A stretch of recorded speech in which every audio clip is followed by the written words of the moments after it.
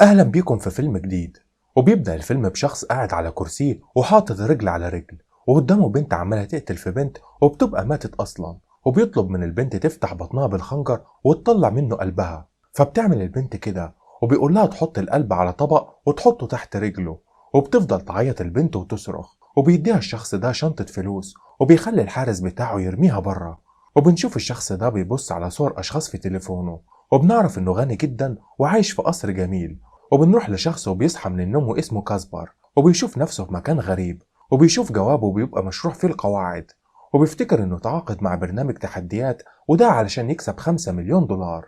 وبيلاقي جنبه هدوم وبيلبسها، وبيطلع بره يستكشف المكان وبيلاقي مشتركين معاه. وبيبقى الكل مش فاهم حاجة، لكن بتظهر شاشة قدامهم وبتعرفهم على البرنامج، وبتقدم كل واحد فيهم وهم كالتالي. وأول واحدة وهي يولا، وبتبقى عارضة أزياء. وتاني حد بيبقى جيمس، وبيكون مصارع مشهور بس اتقبض عليه قبل كده وبقى يصور فيديوهات. وتالت واحدة بنت اسمها كات، وبتبقى ممثلة أكشن معروفة على السوشيال ميديا، وكمان موهوبة جدا في لعب الشطرنج. ورابع شخص بيبقى ديكس، وده بيبقى مغني راب معروف على السوشيال ميديا، بس مش بيعرف يغني أي حاجة أصلا، وبيضحك عليه كل الموجودين. وخامس شخص بيبقى بنت اسمها لوني، وبيبقى عندها مواهب برنامج للحب، لكن بيفشل البرنامج وبتحصل فضايح ليها. والسادس بيكون اسمه نيفن، وبيبقى مشهور برضه، لكن بيحصل وبيتصرف فيديو وهو بيضرب واحد من الصحفيين، فبيضحك عليه كل الموجودين.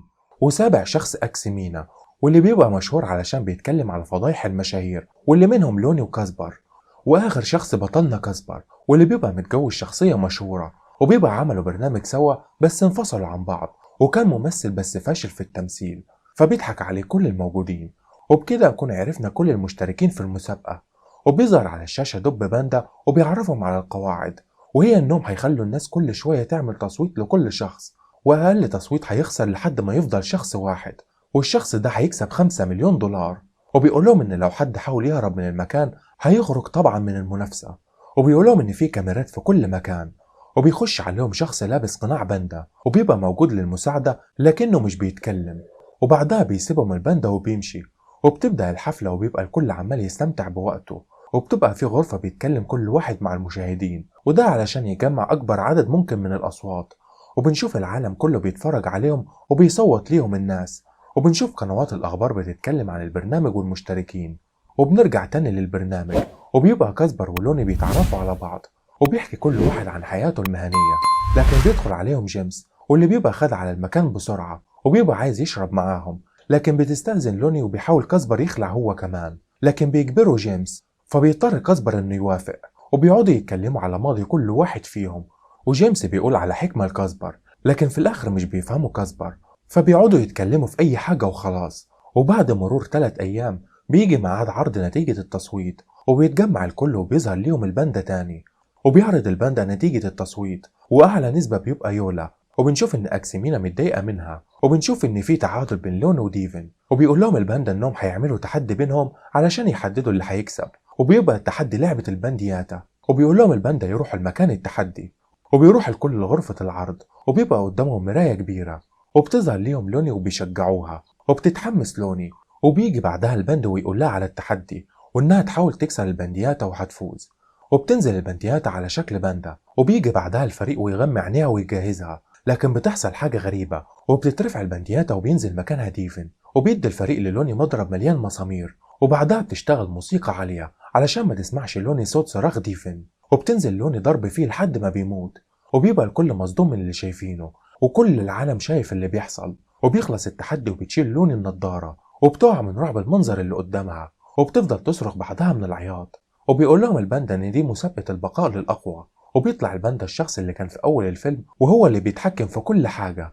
وبيقول لهم لو حد حاول يهرب من المكان هيتم القضاء عليه، وبينهار ساعتها الكل، وبيطلب منهم الباندا يرجعوا لمكانهم.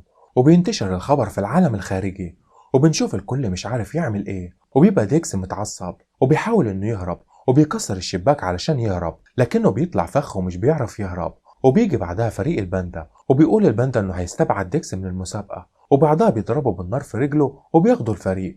وبيبقى الكل مرعوب من اللي عمال يحصل، وبيشوف الكل ديكس متعلق في الصندوق، وبيقول لهم الباندا انهم هيفرقوا نص التحتاني في سائل حمض قوي جدا عقابا ليه. وبيتفرج الكل على ديكس وهو عمال يتعذب وبيصرخ من الألم. وبنشوف موقع المسابقة بيبقى تحت الأرض، وبتتكلم الأخبار كلها عن موت المتسابقين، وبيشوف الكل موت ديكس واللي بيبقى نص التحتاني كله اختفى في الحمض، وبيحذرهم الباندا إنهم لازم يسمعوا كلامه علشان يكسبوا المسابقة. وبتتكلم الأخبار عن موت ديكس وإن لازم حد يوقف اللي بيحصل ده. وبنرجع تاني للمتسابقين، وبتتخانق أكسيمينا مع يولا من غير سبب، فبتزعق ليهم لوني علشان ده مش وقته، وبتقول لهم احنا هنا ممكن نموت في أي لحظة وانتوا عمالين تتخانقوا. وبيعرض جيمس على الكل مشروب علشان يروق دمهم، وبيروح كل واحد يترجى المشاهدين يساعدوهم حوالين العالم، وبيكونوا كلهم مرعوبين وبيحاولوا يجمعوا أصوات كتير. وبنشوف قنوات الأخبار مستضيفين زوجة كاسبر السابقة، وبتفضل تطلب من الكل إنهم يساعدوهم، وبتبقى حزينة جدا على كاسبر. وبنرجع تاني للمتسابقين، وبيبقى الكل عمال يشرب وبيضحكوا علشان ينسوا همهم، وبتطلب أكسيمينا من كاسبر إنه يحكي قصة زواجه ليهم، وبيشجعوا الكل. فبيوافق كاسبر وبيحكي من أول ما قابل زوجته لحد ما عملوا البرنامج سوا، ثم آخر حاجة انفصلوا وخسر كل حاجة وفلوسه، وده اللي خلاه يشترك في المسابقة دي. فبيواسيه جيمس وبيقول له كلنا هنا علشان الفلوس، وبتقول له أكسيمينا لو مت هتكون خلصت من كل مشاكلك. فبتتريق كات وتقول فوز من كل ناحية، فبيضحك الكل، لكن بتقاطعها يولا وتقول لهم بتضحكوا ازاي وانتوا ممكن تموتوا كمان شوية. فبتتريق عليها أكسيمينا علشان هي عمالة تعيط زي الأطفال من الصبح ومفيش حاجة قدامهم ممكن يعملوها. وبعدها بيظهر الباندا وبيبقى ميعاد التصويت جه، وبيبان إن أعلى تصويت هي كات، وأقل تصويت بيبقى أكسيمينا ويولا، وهيكون بينهم تحدي قوي. وبنشوفهم بيتخانقوا أصلا علشان مش بيطيقوا بعض، وبيبقى التحدي صراع بالفؤوس بين الاتنين، وبيجي فريق الباندا ياخدوهم، ومش بيعرف الباقي إنه يساعدهم. وبعدها بيبدأ التحدي وبيمسك كل واحد فيهم الفاس، وبنشوف إن أكسيمينا ناوية تقتلها أصلا، لكن بعدها بتطفي الأنوار ومش بيشوفهم غير باقي المتسابقين، وبتبدأ بعدها المنافسة. وبنشوف إن أكسيمينا الأفضلية ليها، لكن بتتقلب كل حاجة لصالح يولا في الآخر، وبنشوفها إنها قتلت أكسيمينا وبيغمى عليها من الصدمة، وبتحلم إن روح أكسيمينا بتطاردها، وبعدها بتصحى وهي مرعوبة. وبتتكلم كل الأخبار عن اللي حصل، وبيطلبوا من السلطات تتدخل وتنقذهم، لكن الشرطة بترد إنهم مش عارفين يوصلوا للمكان بتاعهم أصلا علشان في حاجة مغطية موقعهم، وإنهم بيستخدموا نوع غريب من الذكاء الاصطناعي، وهم عمالين يحاولوا يوصلوا لحل علشان ينقذوهم.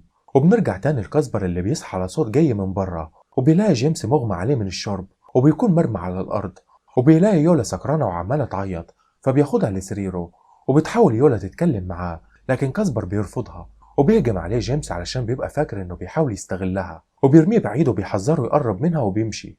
وتاني يوم بيجي ميعاد التصويت، وبتبقى يولا أقل واحدة وكاسبر بيكون أعلى واحد، وبتفضل يولا تشتم وتزعق في الباندا، لكن هو بيتريق عليها.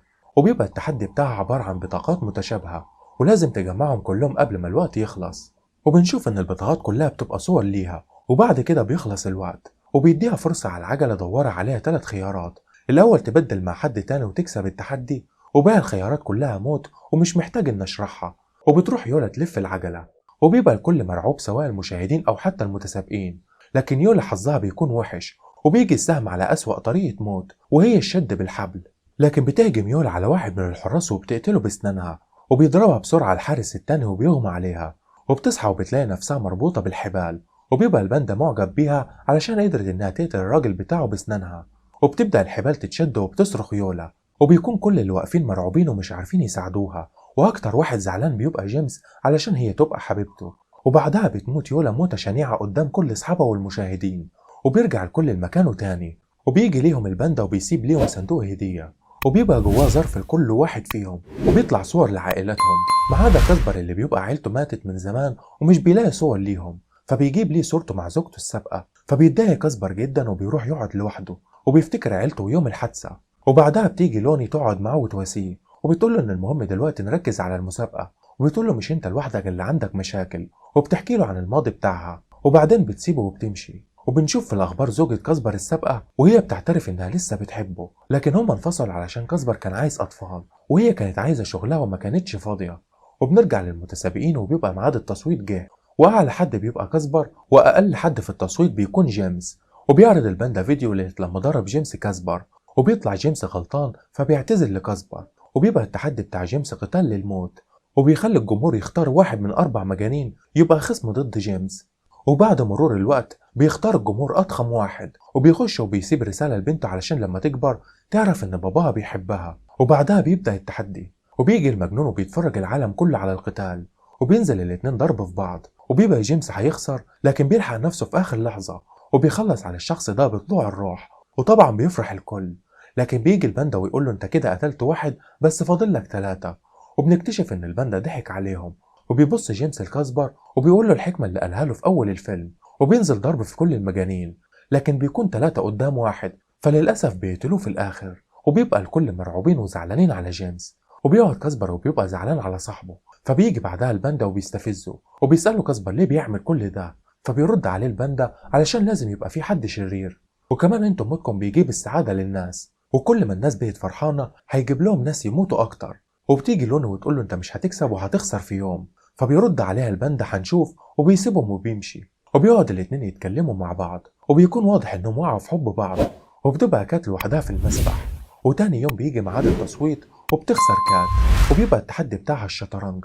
وهنا بنشوف ان الشرطة عرفت تحدد مكان المسابقة، وبنرجع تاني لكات واللي بتفضل تلعب، لكن في الاخر بتخسر برضه، وبيخليها الباندا تلف العجلة الدوارة، لكن بتبقى محظوظة وبتيجي على الخيار الاول، وبيبقى مفروض تبدل مع لوني علشان هي المركز التاني في التصويت. بس بيقرر كاسبر ياخد مكانها، وبيزعل الباندا علشان يوافق، وبيقول له انت صاحب القوانين، فبيوافق الباندا على كلامه.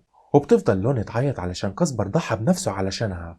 وبنشوف ان الشرطة وصلت للمكان وبتحاول انها تنقذ المتسابقين، وبنرجع لكاسبر وبيبقى التحدي بتاعه مسابقة بالمسدسات، لكن بيتفاجئ ان الباندا خلى لوني تعمل التحدي معاه، وبيتعصب كاسبر جدا، بس بيضطر انه يوافق او الباندا هيقتل لوني. وبياخد كل واحد منهم مسدس وبياخدوا مواقعهم، وبيكون كل العالم بيتفرج عليهم، والشرطة بتحاول تهجم على المكان، لكن بيطلع فخ ليهم.